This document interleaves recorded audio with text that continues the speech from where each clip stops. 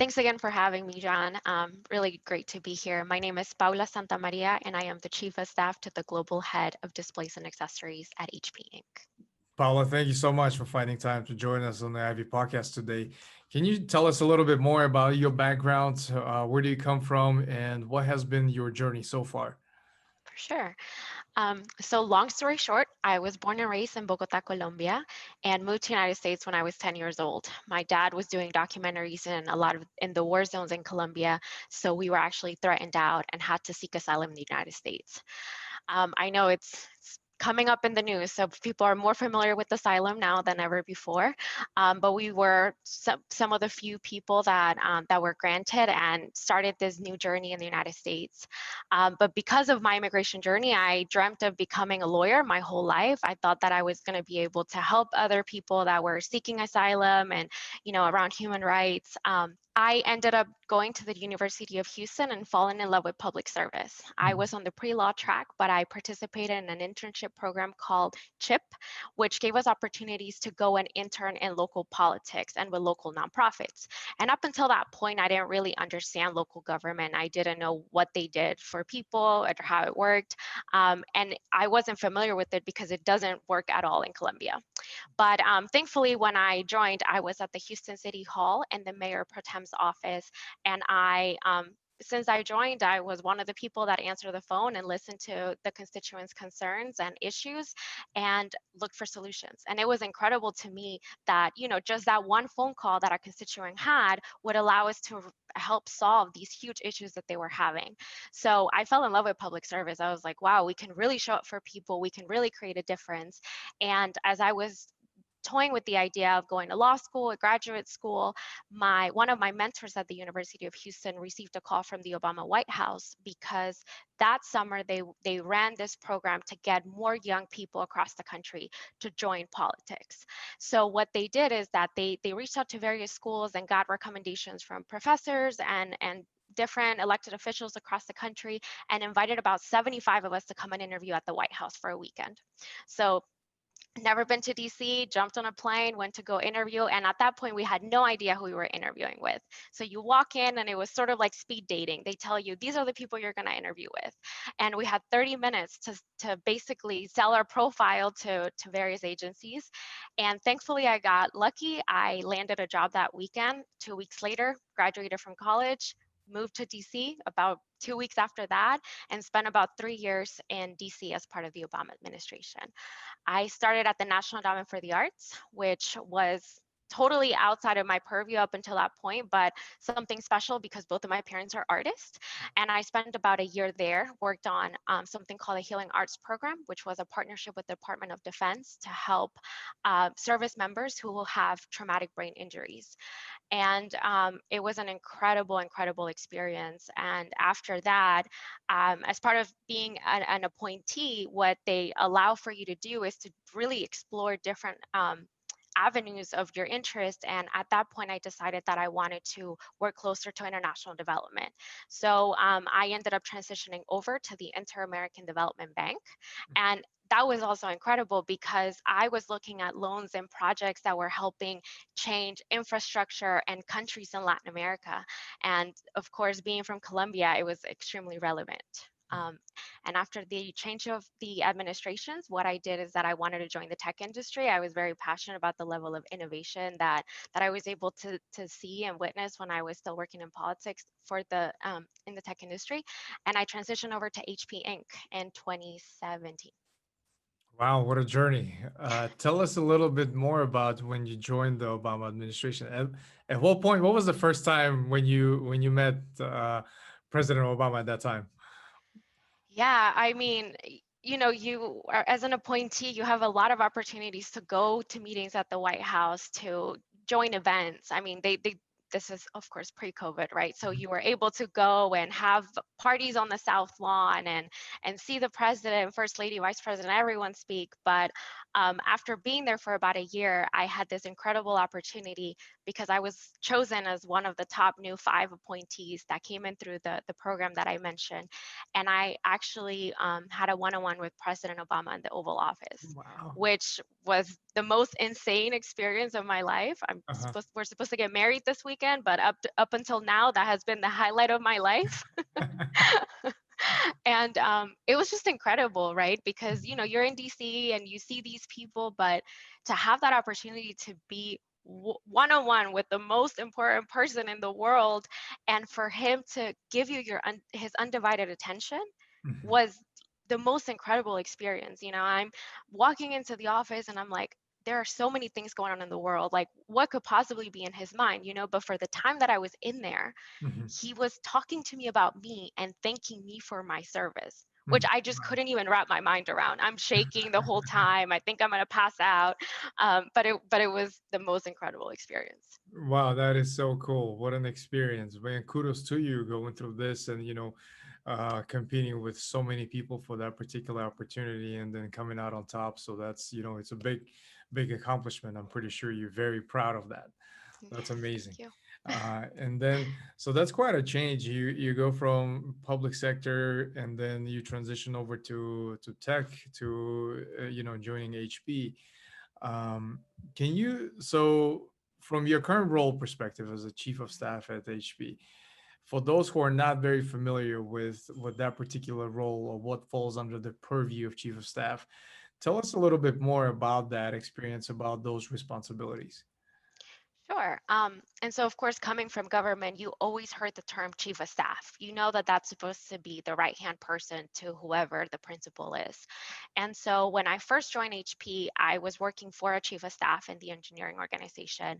And I realized that every chief of staff role, at least within HP and the people that I've met, they're very different, right?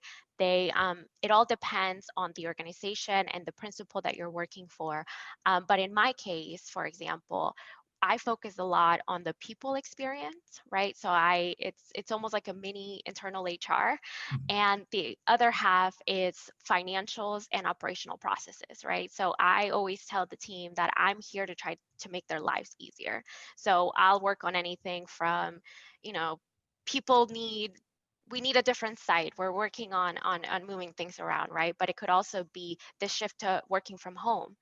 Of course, the we were all used to going into the office. I mean, it was incredible. It's this beautiful space where we come in and collaborate, and then almost overnight we all had to work from home, right? And a lot of people had never had to work from home, especially the engineering teams. They're so used to being in the labs. They're so used to having this space, the different testing equipment that they need, and we had to have this shift, right? So as chief of staff, what I had to do is help with that transition, right? So it's first like really understand, what do our folks need? Do they have everything that they need at home? And this could be ranging from the displays that we have, which are what we call monitors, to their connectivity. Are they taking care of folks at home, right? So like really going in and trying to understand what people's experiences are and what their needs are, right? And trying to execute and make their lives better. So thankfully we have an awesome team, and people were super understanding, but that's one of the things that I focus on, right? I call myself a mini firefighter, and I think that these roles require a lot of patience. They require a lot of energy because things are coming at you from all sides. You have to be an expert multitasker because that's the number one thing, right? You could be like super laser focused on a project, you're working on this budget, but then next thing you know, the president needs something from your boss and you have to create this presentation or write talking points. And obviously I don't do it by myself, right? Like we have a team of people that we work with, but I have to be that person that's like bouncing around and making sure that everything is taken care of. Mhm.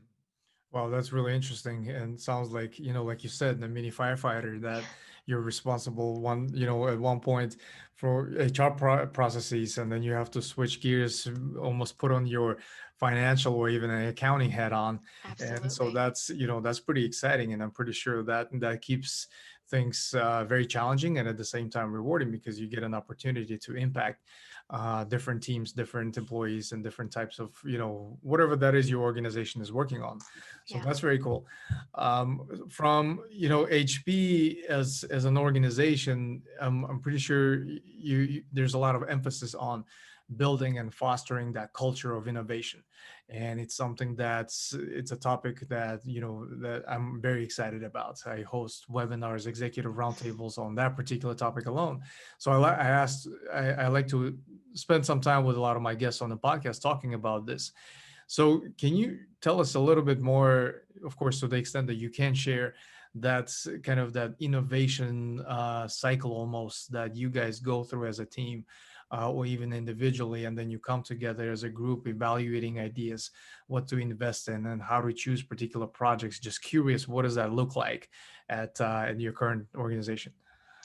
Yeah, well, HP is a big, big place, right? We have about 55,000 folks across the world. So I'm sure it varies by teams. Mhm. But I think that as a company, they do a really good job at creating internal spaces and forums to really inform everyone and get us thinking outside of what I like to call the HP box, right? So you have people designated looking at like the mega trends in the world, like what are we expecting 5, 10 years down the line? Not only in terms of the technology and innovation that we want to build, but also like how is that going to impact the world? Like what are we expecting, right? Like are cities growing? Are more people moving out to sub? And a lot of that again kind of goes back to this change with COVID, right? Like for months, years, we keep talking about, office of the future and how we're rethinking spaces and what we envision the new generation of workforce to look like.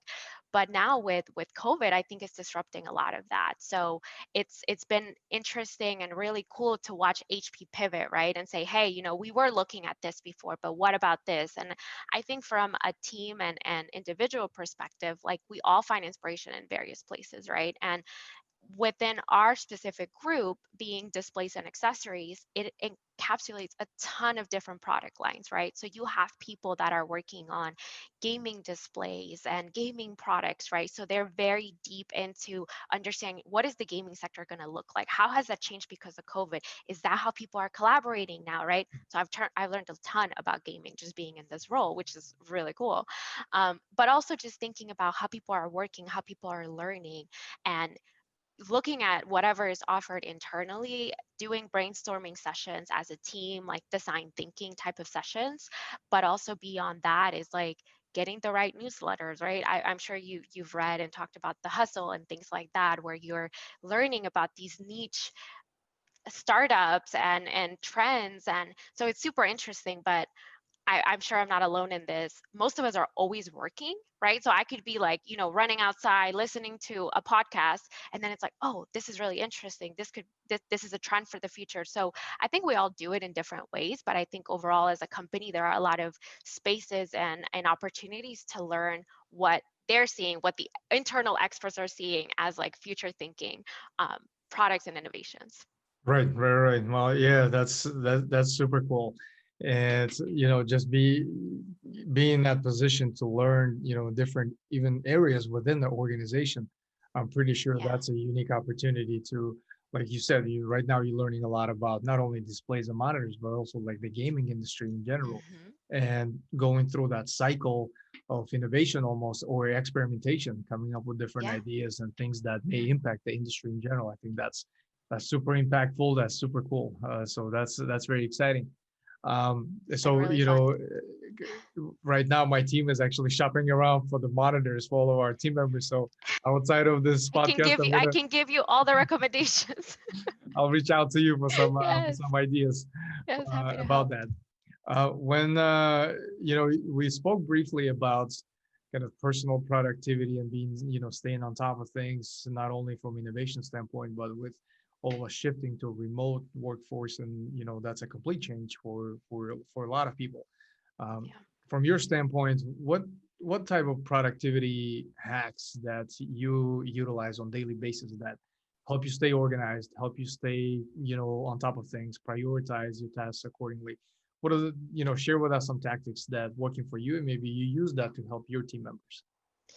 Yeah, so I am a list maker. I have to-do lists for just about everything in my life, and I feel like that's the easiest way for me to stay organized and try to like bucketize what I need to prioritize, right?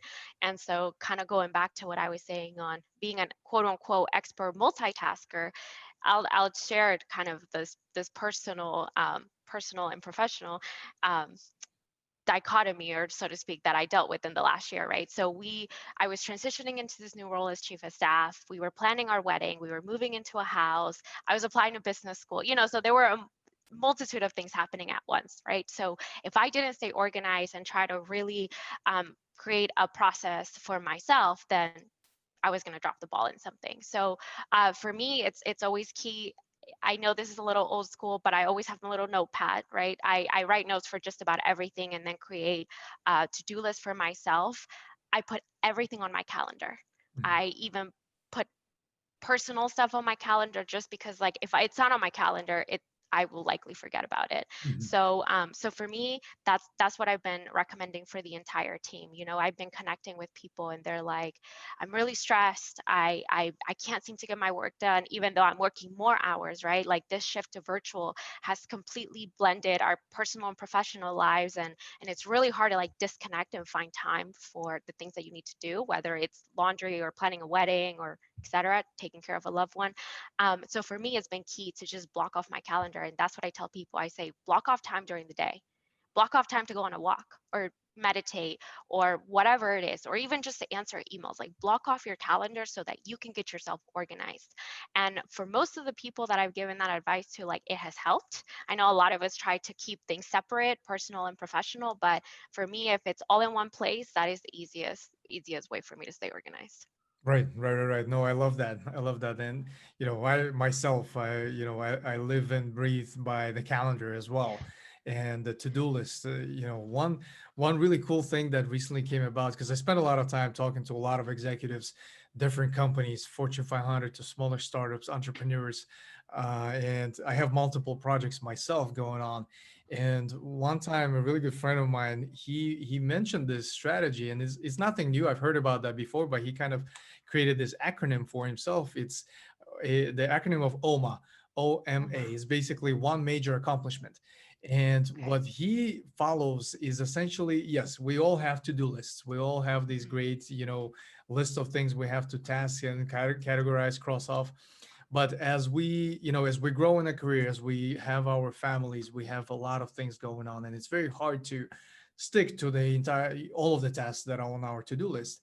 And Yeah. I agreed with him. I said, listen, I would put this crazy list together, but at the end of the day, I'll go through and I'm like, I didn't get anything done. I got like maybe half of that. So he Yeah. said exactly that's what was happening to him. And he said this OMA lets him to have a list and really focus on one major accomplishment. So for I love today, that. if I do that one thing, then it's a hell yeah moment. Yes, I feel productive. I feel accomplished because everyone is competing for our attention, whether Yeah. that's personal, whether that's at work. Same with us, we're competing with others to get somebody else's attention on the calendar, especially now being remote. So I thought that Absolutely. was pretty cool, and I kind of just now followed that a little bit more rigorously in terms of having a full list of things to do, just Mhm. writing that OMA, that one I major love that. accomplishment. And if I do that, and I've been doing that, and I'm like, wow, this is actually really cool. So I just thought about I'm gonna sharing. have to steal that. Yeah, I'm gonna start recommending that. I love that. Thank you for sharing that. Yeah, yeah, yeah, yeah, absolutely. From to shift gears a little bit, as we've talked a little bit about innovation, we've talked a little bit about career progression and some of the things that help us stay productive. You're also, even when you were part of the Obama administration, I think now you're very active in the nonprofit sector. Mhm. Tell us a little bit more about the motivation behind that and what are the different projects that you're currently involved with. And if you can spend a couple of minutes talking about the mission of these types of projects, that would be pretty interesting to hear. For sure. So I think my why is I genuinely like helping people. I know that helping people get to that next level or to get that job or apply to that school, like that brings me joy, right? So, kind of going back and thinking of all the terrible things that are happening in the world all the time, it's like trying to figure out, like, what can I do to make it better for someone? So, since being an immigrant, my parents were not as familiar with the college application process, networking, internships, all of that. So I've relied heavily on mentors throughout my career and since I was in school, and I feel that mentors and sponsors saw something in me when I was much younger that I didn't even see in myself, right? And they were able to help me pull that out. And that is the reason that I am here today. So I like to pay it forward and try to inspire the next generation as well. Um, I've gotten very involved with local nonprofits, partly because it's very tied to politics, right? A lot of times, if you're working in public service, public service more than politics, there's a lot of nonprofits that are in that space. So when I was when I transitioned back to Houston and I was trying to figure out what I was going to do and wanting to work in tech, I started meeting with a lot of people, networking, but also meeting a lot of students at some of these networking events that are like, I want to be a doctor or a lawyer because that's what success looks like. And I was in those shoes back in the day. When I came to the United States, I said, I want to be a lawyer because then that's the culmination of success. Like we came here for a reason. And I didn't know about different opportunities. Like I didn't even know what engineering was when I was in high school, and so I think that maybe if I had known back then about the different opportunities and paths that you can take in life to be successful, who knows what I would have done, right?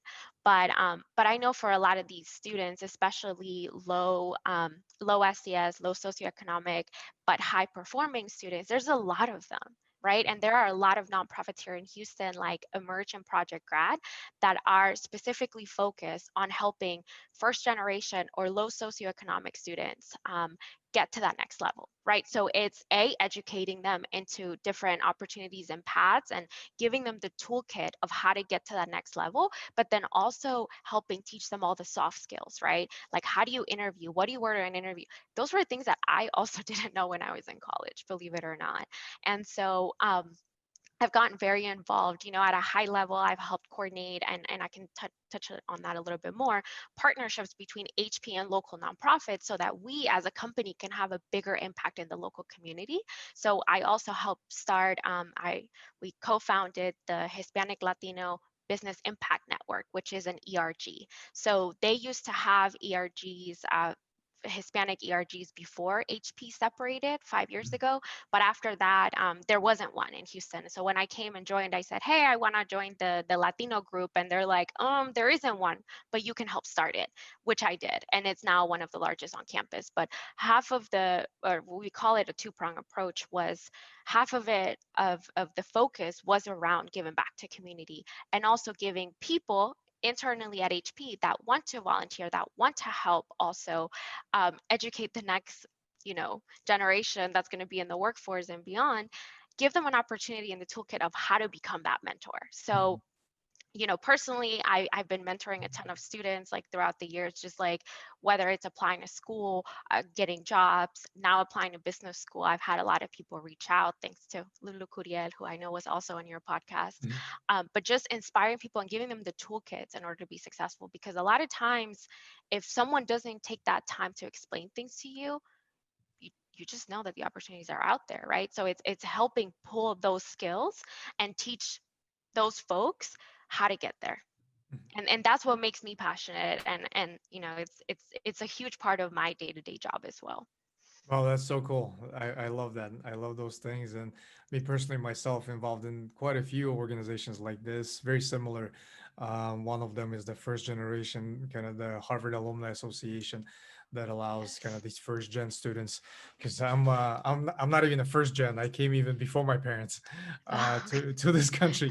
So it's just also like you were saying, to be able to capitalize on that experience and pay it forward, and to Yes. help some of the, some of, whether that's a students or early stage career professionals, with some of the things that we had gone through and we had learned. I think that's a beautiful thing. And it's great to hear that a lot more people, at the end of the day, giving back instead of Yes. just focusing on so much on, whether that's the profit, whether that's commercialization and monetization of certain whatever products and services, and to be able to help the people that are going through the different stages that we had gone through. I think that's so cool. So thank you for sharing some of those Of examples. What course. were you involved with? um from on Ivy podcast, the way it had started out, I used to interview a lot of high, C-level executives, mostly in IT, Mhm. and predominantly it's a male dominant kind of industry where Yep. not only information technology, but the higher you grow, the more it's the more, unfortunately, it's gender bias, and we've seen a lot of pretty Yeah. good shifts lately, from that standpoint, and good deal of topics and questions that we get from our listeners is around women in leadership, or women in technology, or women on different types of boards, whether that's profit or nonprofit. Mhm. From your standpoint, you have a very diverse background, and if anything, if there was one advice that you could share now with your younger self when you were first starting out, what would that be? And if you could provide any examples of kind of why you think that's the case and why that would be productive or helpful, would love to hear that. Yeah, I guess a couple of pieces of advice that I would give my younger self is surround yourself with the right people and don't be afraid to ask for help. I've noticed specifically too, and I mean, this is across the board, right? But I see it a lot with Hispanic people is that we don't want to ask for help. We're like, we're thankful to be here. We're okay. We'll figure it out, right? Like, there's a lot of that, like, we got it. We'll figure it out. But we forget to ask for help. And so that's one thing that I've learned over the years is like, don't be afraid to ask the dumb questions. And I know that's super cliched, but kind of going back to what I was saying, that I'm passionate about, working in nonprofit and having mentees, is because you need those people that you can go to with those quote unquote dumb questions. Like, I don't know what it means. I don't know, or this is not a dumb question, but another super important thing is like, how do I negotiate salary? Right. Right? Like, how do I compare to my peers? Like, am I making enough money? Like, having those like discussions is super super important. And I think that one of the key ways that you're going to be successful is meeting those mentors, right? Like, integrating yourself with the right folks that are going to look out for you and help you get to that next level. I've been super thankful, that in every space, whether I was in school with the Obama administration, back here in Houston, now at HP, it's like I've been very lucky to find people to guide me through this journey. I came from working in politics to working in a financial role in the software engineering group at HP. I have a poli sci background. I had a lot of questions, um, but it just takes having that like go-to attitude and being honest, saying I've never done that, but I want to learn. What do you recommend that I train on? What program was successful for you? What works on your team? It's like asking those questions so you're not duplicating work, you're not starting from scratch, you're not tr- you know going in circles. Just ask for help, and then surround yourself with the right people, but be genuine, because that's another thing that I've seen. And I saw it unfortunately more when I was still in DC than here, but it's always meeting people and trying to figure out what you're getting from them.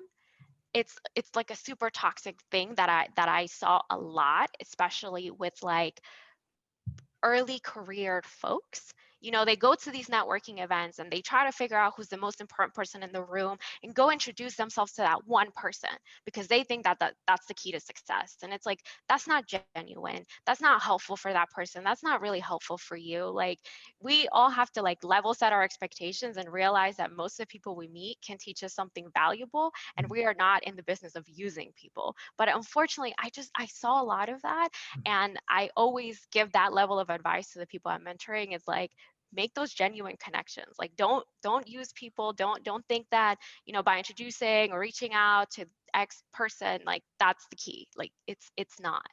Right. So anyways, hopefully that's hopeful advice for.